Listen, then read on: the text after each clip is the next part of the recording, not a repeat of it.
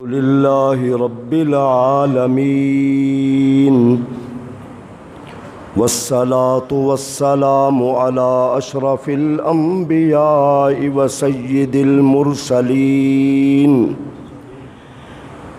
الذي كان نبيا وآدم بين الماء والطين وعلى آله الطيبين وأصحابه الراشدين أما بعد فأعوذ بالله من الشيطان الرجيم بسم الله الرحمن الرحيم يا أيها النبي جاهد الكفار والمنافقين واغلظ عليهم قال الله تبارك وتعالى في مقام آخر يا أيها الذين آمنوا لا تتخذوا اليهود والنصارى أولياء قال النبي صلى الله تعالى عليه وسلم الجهاد ماض إلى يوم القيامة قال النبي صلى الله تعالى عليه وسلم الإسلام يعلو ولا يعلى رب اشرح لي صدري ويسر لي أمري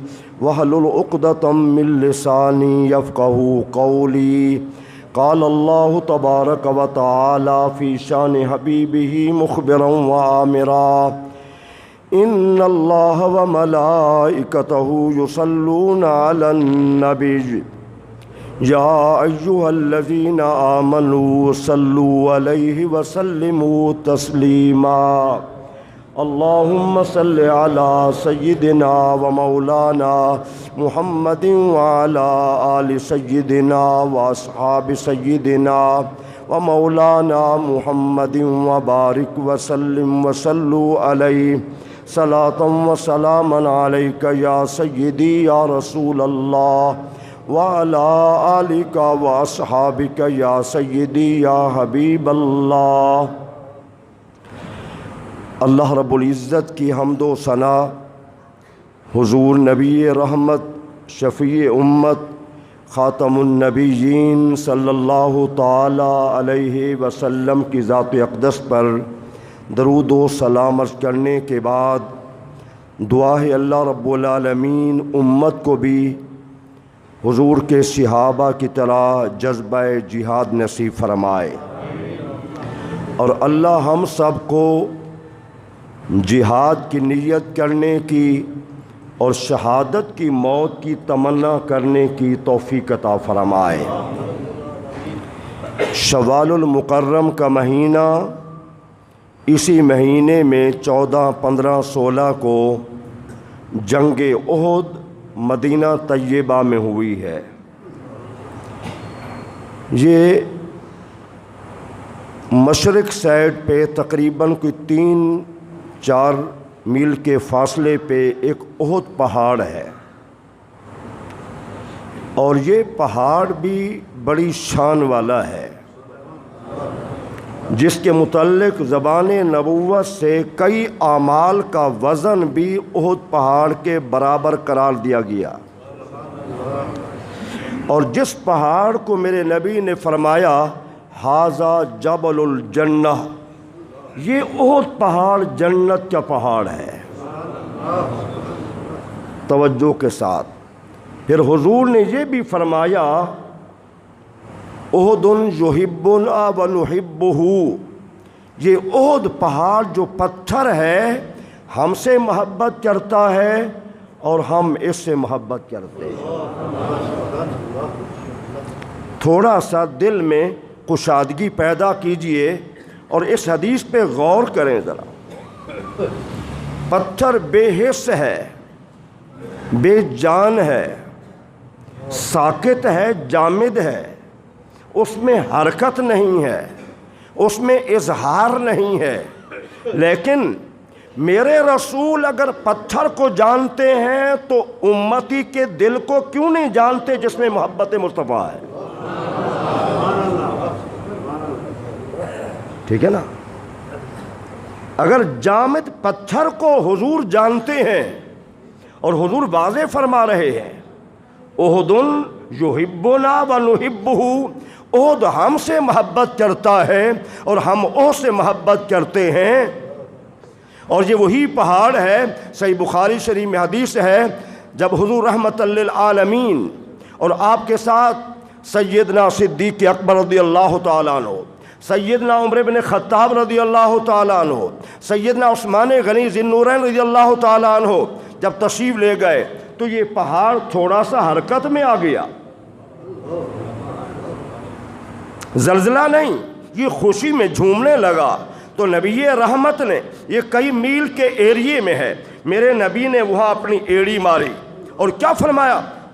اسکت یا سبیر فإنما علیک نبی و صدیق و شہیدان، اے پہاڑ ٹھہر جا، تجھے پتہ نہیں تیرے اوپر کون ہے، اللہ کا نبی بھی ہے، صدیق بھی ہے اور 2 شہید بھی ہیں۔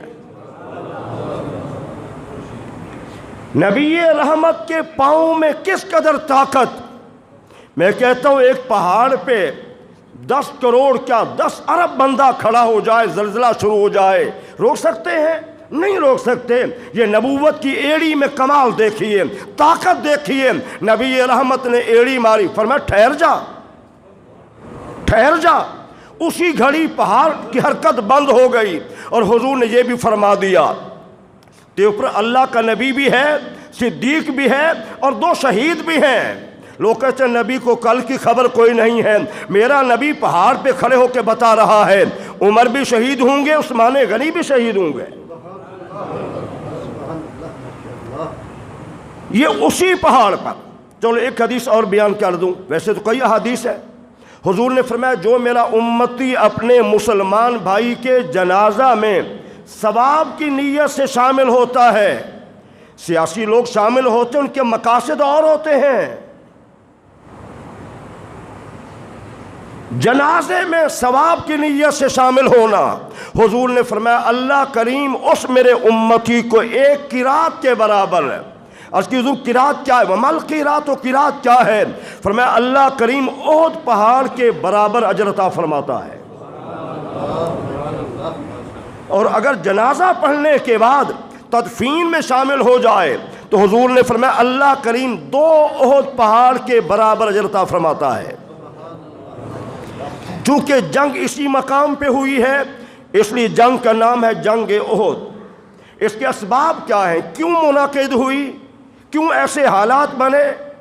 سن 2 ہجری میں جنگ بدر ہوئی، اور جنگ بدر جس کو اللہ کریم نے یوم الفرقان، حق اور باطل میں فرق کرنے والا دن، اور اسلام کی سب سے بڑی مبارک جنگ لڑی گئی جنگ بدر، 70 کافر قتل ہو گئے، 70۔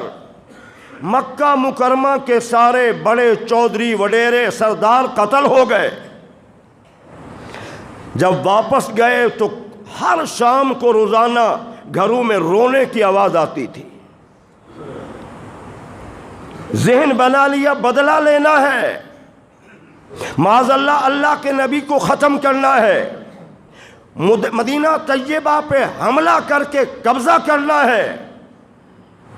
مختلف مشورہ جات ہوئے، ابو جہل کا بیٹا اکرمہ، بڑے بڑے کافر، ابی سفیان، سب یہ کافر تھے، جمع ہوئے، کہا کہ بدر میں ہماری ذلت بھی ہوئی اور ہمارے سردار سب قتل ہو گئے، جو فلاں تجارت کا مال ہے، بہت بڑی تجارت کا جتنا منافع ہے سب جنگ پہ۔ میں اگر بالتفصیل بیان کروں تو پھر کئی جمعے چاہیے، مختصر میں ضمن عرض کرتا ہوں۔ چلو اتفاق ہو گیا، 3000 کے قریب لشکر تیار ہو گیا، جس میں گانا گانے والی خواتین بھی تھیں، ناچنے والی خواتین بھی تھیں، شراب کا عام اہتمام تھا، پوری فراوانی اور تیاری سے کیا ہے مدینہ طیبہ پہ حملہ کرنے کے لیے نکلے۔ اللہ نے حضور اکرم صلی اللہ علیہ وسلم کو اطلاع دے دی، حضور نے صحابہ سے مشورہ کیا، مختلف آراء تھیں. کسی نے کہا حضور ہم میدان سے باہر چلے جائیں، کسی نے کہا حضور ہم مدینہ طیبہ میں رہیں، مدینہ منورہ کی حفاظت بھی ہوگی، اپنے گھروں کی حفاظت بھی ہوگی، لہٰذا ہمیں یہاں ٹھہرنا چاہیے. عبداللہ بن ابی جو رئیس المنافقین تھا اس نے کہا یہ مشورہ ٹھیک ہے. لیکن نوجوان صحابہ کرام انہوں نے کہا حضور یہاں بیوی بچوں کے ساتھ رہ کر ان کے گھروں کی حفاظت کر کے یہ کیا جنگ ہوئی، ہم باہر چلے. حضور گھر میں تشریف لے گئے، حضرت ابو بکر صدیق بھی ساتھ گئے، حضرت عمر بن خطاب بھی ساتھ گئے. حضور نے تیاری کی اور پوری کائنات میں تمام انبیاء کرام میں سے سید المجاہدین حضور کی ذات انور ہے، امیر المجاہدین حضور کی ذات انور ہے. حضور نے لباس بدلا، تلوار لٹکائی، پوری تیاری کر کے باہر آئے. حضور نے فرمایا چلو، صحابہ کو لے کے چل پڑے. ابھی احد تھوڑے فاصلے پہ تھا، ایک اور لشکر نمودار ہوا. حضور نے پوچھا یہ کون لوگ ہیں؟ عرض کی حضور یہ عبداللہ بن ابی کے ساتھی ہیں، دوست ہیں، یہ یہودی ہیں. جب حضور نے سنا تو حضور رک گئے، فرمایا ان سے کہو یہ واپس چلے جائیں، ہم مشرکین کے مقابلے میں مشرکین سے مدد نہیں لیتے. توجہ کے ساتھ، وہ بھی مشرک ہیں، یہودی بھی مشرک ہیں، ہم ان مشرکین کے مقابلے میں ان سے مدد نہیں لیتے.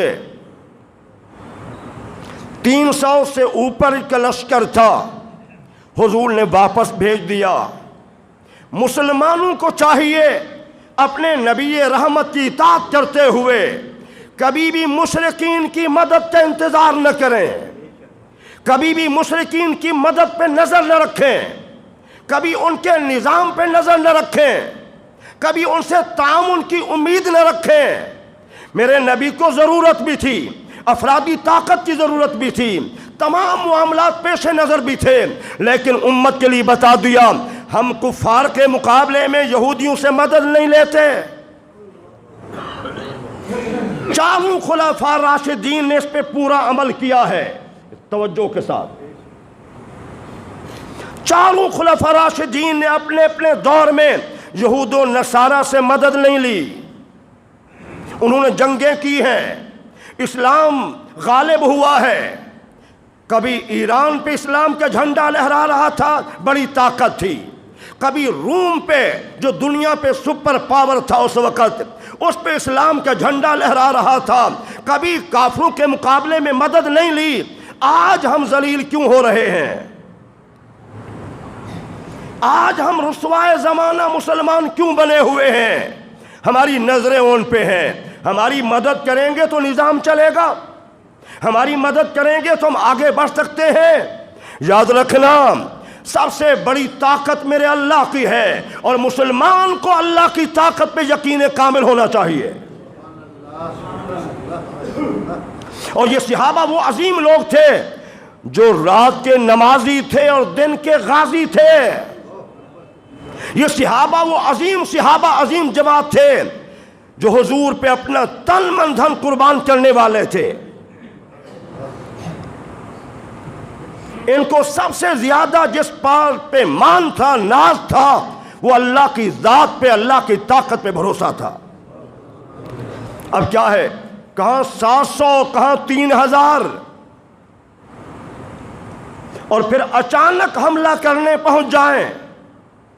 ادھر تو تیاری بھی نہیں کر سکے، تیاری بھی نہیں کر سکے، اچانک تیاری کر کے پہنچ گئے. تو اللہ کے رسول نے ذرا غور کرنا، سارا منظر دیکھا. حضرت مصعب بن عمیر رضی اللہ تعالی عنہ،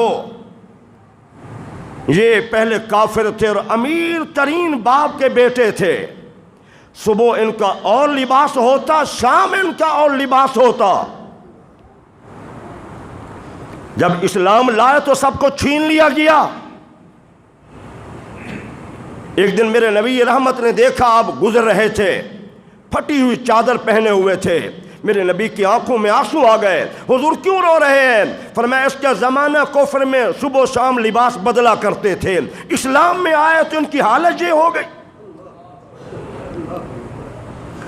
حضور نے جھنڈا انہیں دیا، 50 صحابہ کرام کو ڈیوٹی لگائی، تمہارا سپہ سالار مصعب بن عمیر رضی اللہ تعالیٰ عنہ ہے، اور پھر ہدایات دی، جنگ کا نقشہ کوئی بنے، حالات کوئی بنے، تم نے یہ درہ نہیں چھوڑنا، کسی صورت میں نہیں چھوڑنا. اور ابتدا میں پڑھ رہا تھا ایک واقعہ، حضرت عبداللہ بن جحش رضی اللہ تعالیٰ عنہ اور سعد بن ابی وقاص رضی اللہ تعالیٰ عنہ، حضرت جحش کہنے لگے بھائی سعد آؤ، یہ قبولیت کی جگہ ہے، یہ میدان جنگ ہے، آؤ ہم دعا کرتے ہیں. کبھی دعائیں ایسی بھی ہوتی تھیں جوانوں، میرے بزرگوں، کبھی دعائیں ایسی بھی ہوتی تھیں. سنیں ذرا، 2 صحابہ کی دعاؤں پہ ذرا غور کریں. حضرت سعد نے دعا مانگی، اے اللہ کل میرا دشمن سے مقابلہ ہو، دشمن طاقتور ہو، میں اس پہ حملہ کروں، وہ میرے اوپر حملہ کرے، میں اسے قتل کر دوں، اس کا مال میں لے لوں، مجھے فتح مل جائے. حضرت عبداللہ بن جحش آمین کہتے رہے.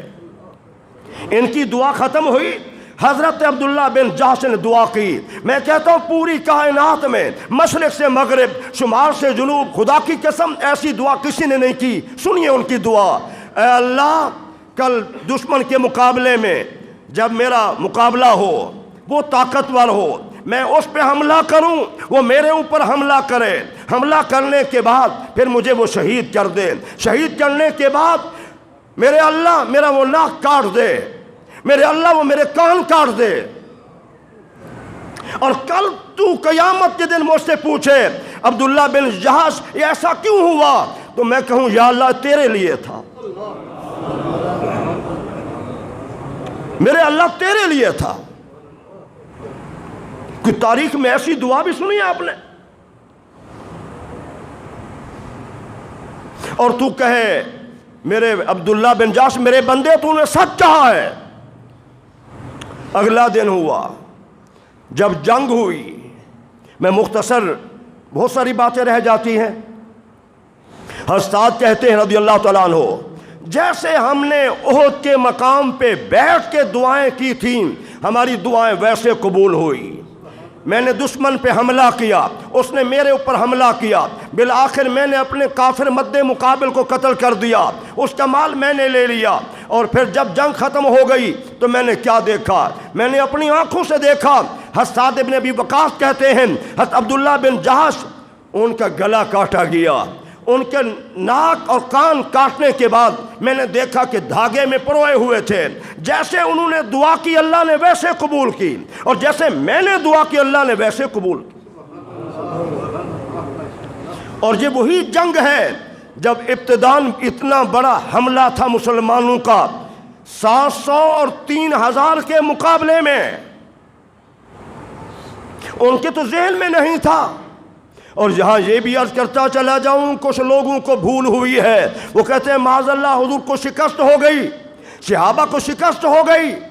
یہ توہین ہے. حضور کی ذات اقدس کے حوالے سے ہر امتی کو سوچ سمجھ کے لفظ استعمال کرنے چاہیے.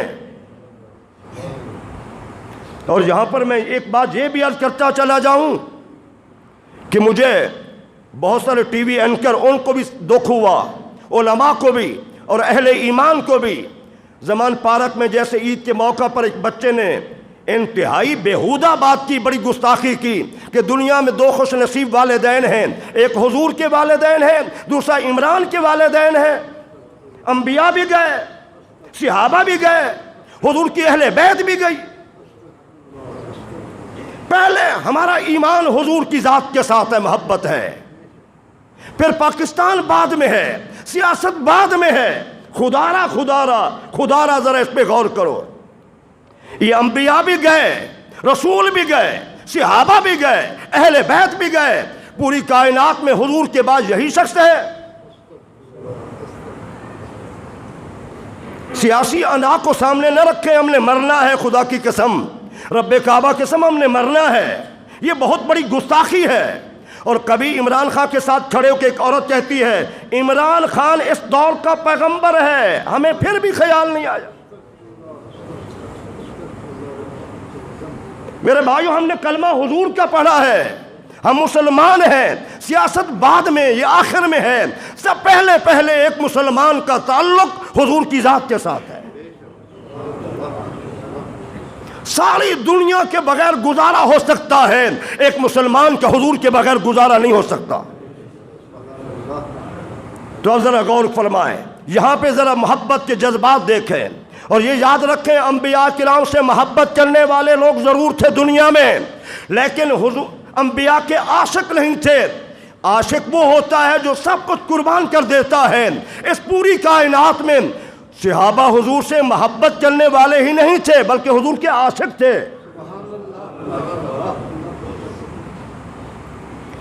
بیٹا باپ کا سر کاٹ کے لا رہا ہے، سامنے رکھا، کیا ہوا؟ تیرا باپ نہیں؟ حضور میرا باپ ضرور ہے، لیکن آپ کے متعلق اس کے کلمات اچھے نہیں تھے۔ کوئی اپنے چچا کا سر کاٹ کے لا رہا ہے، پوچھا جاتا ہے کیوں؟ کہا حضور یہ آپ کا نہیں تھا۔ ٹھیک ہے نا؟ حضور کے مقابلے میں اگر اس دور کے صحابہ کے نزدیک باپ کی اہمیت نہیں ہے تو ان کی کیا اہمیت ہے؟ حضرت حنظلہ رضی اللہ تعالیٰ عنہ، یہ شادی ہوئی، کتنا بڑے بڑے واقعات ہوئے اس جنگ میں۔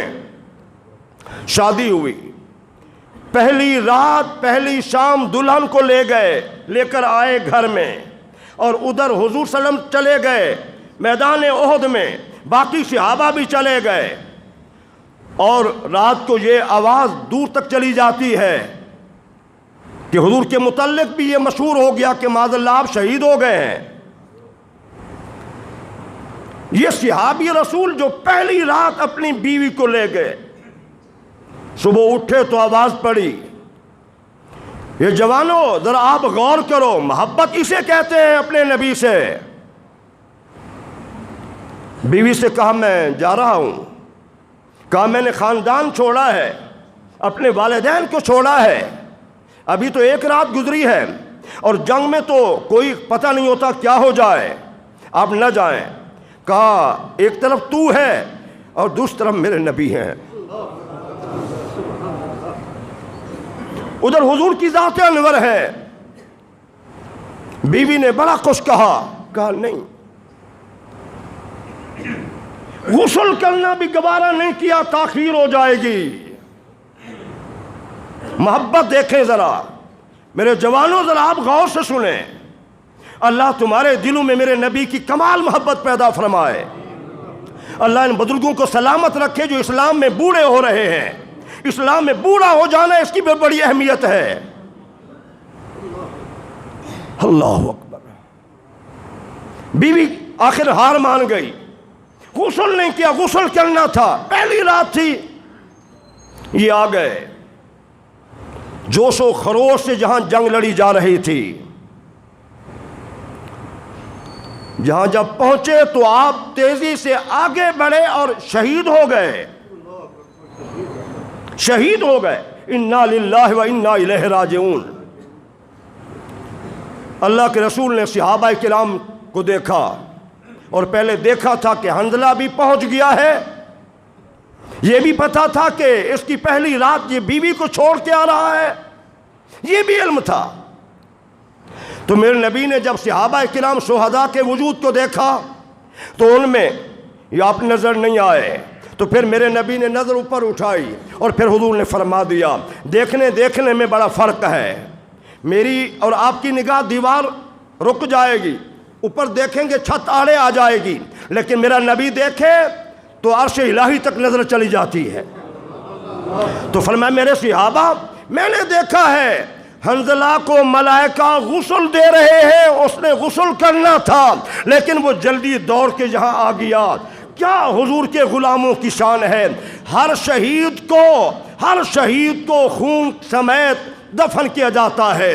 کل قیامت کے دن خون، حضور نے فرمایا کل قیامت کا دن ہوگا، جو شہداء ہیں ان کے خون سے کستوری کی خوشبوئیں آ رہی ہوں گی، کستوری کی خوشبوئیں آ رہی ہوں گی۔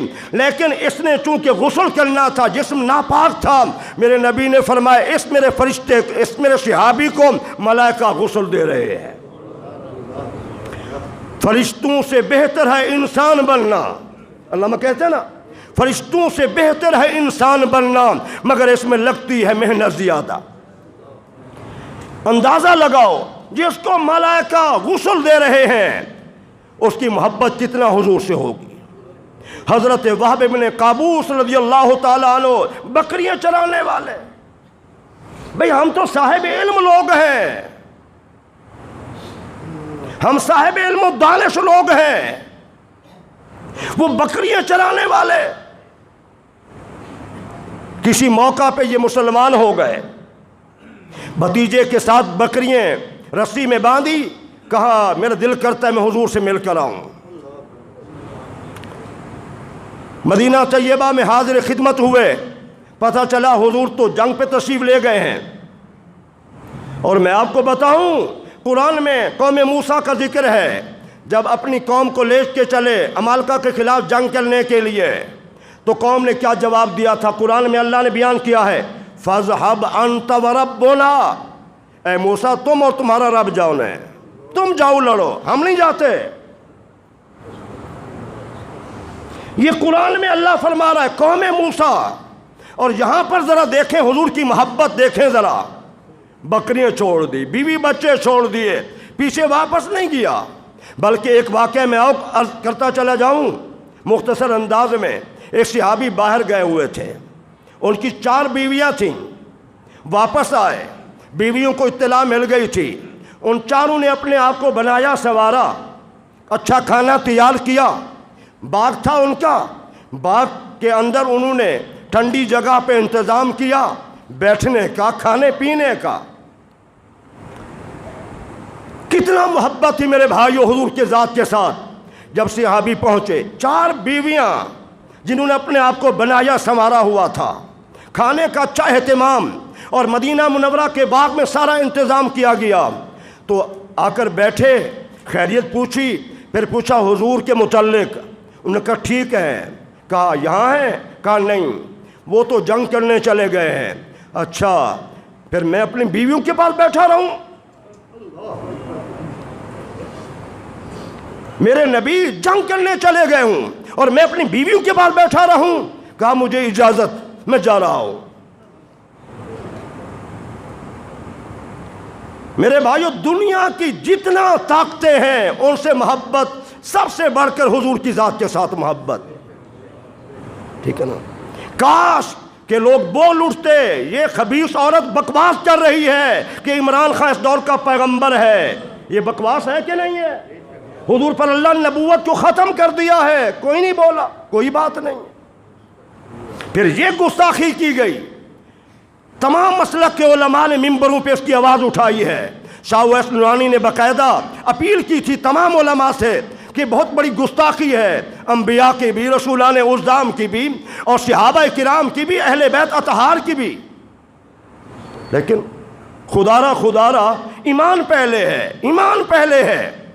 اب دیکھیں ذرا اس صحابی کو، آ گئے میدان احد میں پہنچے، دشمن حملہ آور تھے، میرے نبی نے فرمایا کون ہے جو ان کو پیچھے ہٹا دے اور جنت میں میرا ساتھی بن جائے؟ کتنا بڑا انعام۔ حزباب آگے بڑھے، تلوار چلائی، دشمنوں کو پیچھے ہٹا دیا، چرواہے نے، بکریاں چرانے والے نے پیچھے ہٹا دیا۔ دوبارہ حملہ آور ہوئے حضور کی ذات پر، حضور نے پھر فرمایا، تیسری مرتبہ پھر فرمایا، بالآخر یہ شہید ہو گئے۔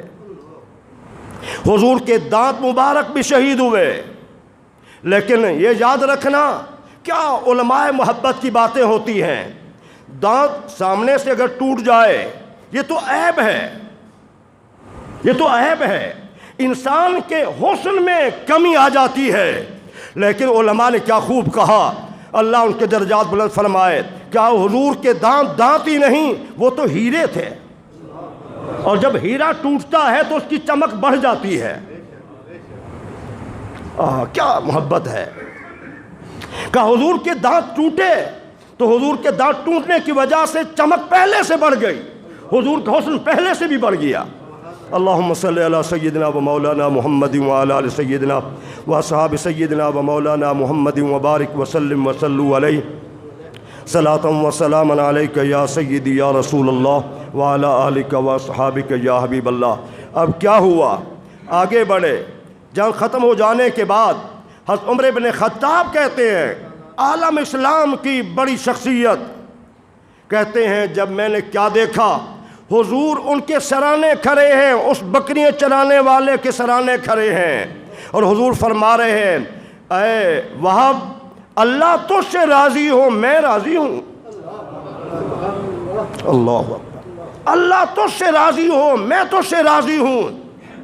حضرت عمر بن خطاب کہتے ہیں مجھے کسی کے عمل پہ رشک نہیں آیا کہ اس جیسے میرے عمل ہوتے کبھی بھی۔ ہاں، اللہ کے نبی زخمی ہونے کے باوجود حضور نے ان کو ہاتھوں میں لیا، اللہ اکبر، ہاتھوں میں لیا، زخمی ہونے کے باوجود حضور قبر میں اترے اور ان کو خود قبر میں اتار دیا حضور نے۔ حضرت عمر بن خطاب کہتے ہیں مجھے ان کے عمل پہ رشک آیا، کاش جیسے یہ عمل لے کے جا رہا ہے اللہ کے نبی کو راضی کر کے، اللہ کو راضی کر کے، کاش اس کی جگہ میرے عمل ایسے ہوتے۔ تو میرے بھائیوں، جنگ احد میں بڑی محبت بھرے واقعات، حضور کے چچا بھی یہاں شہید ہوئے، ایک الگ الگ موضوع ہے۔ اللہ ہم سب کو جذبہ جہاد نصیب فرمائے۔